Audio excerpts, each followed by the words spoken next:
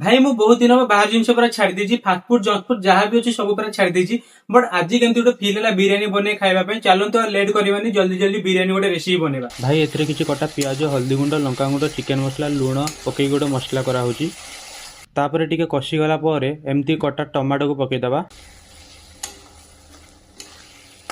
ତାପରେ ଏପଟେ ଆମେ ଚିକେନରେ ହଳଦୀ, ଲୁଣ, ଦହି ସବୁ ମ୍ୟାରିନେଟ୍ କରିକି ରଖିଦେଇଥିଲୁ। ତାକୁ ଏବେ ଏଥିରେ ପକେଇକି ଭଲ ଭାବରେ ଗୋଳେଇଦେବା। ତାପରେ ଅଳ୍ପ କିଛି ଲୁଣ ପକେଇକି ତାକୁ କିଛି ସମୟ ପାଇଁ ଛାଡ଼ିଦେବା। ତାପରେ ଆମର ଚିକେନ ପୁରା ରେଡି ହେଇଯିବ। ଏବେ ଆମେ ରାଇସ୍କୁ ଦେଇଦେବା। ରାଇସ୍ ଦେଖନ୍ତୁ କେମିତି ପୁରା ହେଇଛି, ଗୋଟା ଗୋଟା ହେଇକି ପୁରା ବିରିୟାନୀ ଚାଉଳ ଏଇଟା। ତାକୁ ଏବେ ଆମେ ଦେଇଦେବା। ସେଥିରେ ଭାଜିଥିବା କିଛି ପିଆଜ ଆଉ କାଜୁ କିସମିସକୁ ଦେଇ ପୁଦିନା ପତ୍ର ଆଉ ବିରିୟାନୀ ମସଲାକୁ ଦେଇଦେବା।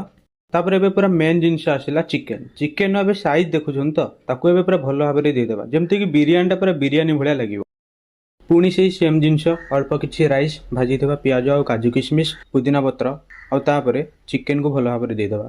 ଆଉ ଏବେ ଲାଷ୍ଟରେ ଆମେ ଫୁଡ୍ କଲର୍ ଟିକେ ପକେଇ ତାକୁ କିଛି ସମୟ ପାଇଁ ଛାଡ଼ିଦେବା। A few moments later. ଭାଇ ଚାଲନ୍ତୁ ଏବେ ଦେଖିବା ଆମ ବିରିୟାନୀ କେତେ ବାଟ ଗଲା। ୱାହ, ବହୁତ ସୁନ୍ଦର ଦେଖାଯାଉଛି, ସ୍ମେଲ୍ ବି ଭଲ ଆସୁଛି। ଏବେ ଚାଲନ୍ତୁ ପ୍ଲେଟ୍କୁ କାଢ଼ିଦେବା।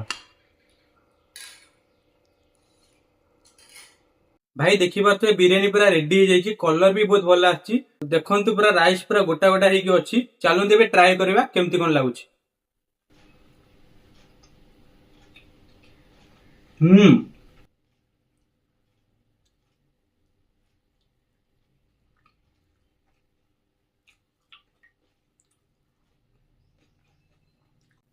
ବହୁତ ଟେଷ୍ଟ ଅଛି। ଆଉ ଟିକେ ଖାଲି ବସିଥିଲେ ହେଇଯାଇଥାନ୍ତା, ନହେଲେ ଠିକ ଅଛି ପୁରା। ବେସିକାଲି ଏଥିରେ ଯୋଉ କାଜୁ କିସମିସ ପୁଦିନା ପତ୍ର ପଡିଛି ସେଇଟା ହିଁ ବେଶୀ ଟେଷ୍ଟ ବଢେଇ ଦଉଛି।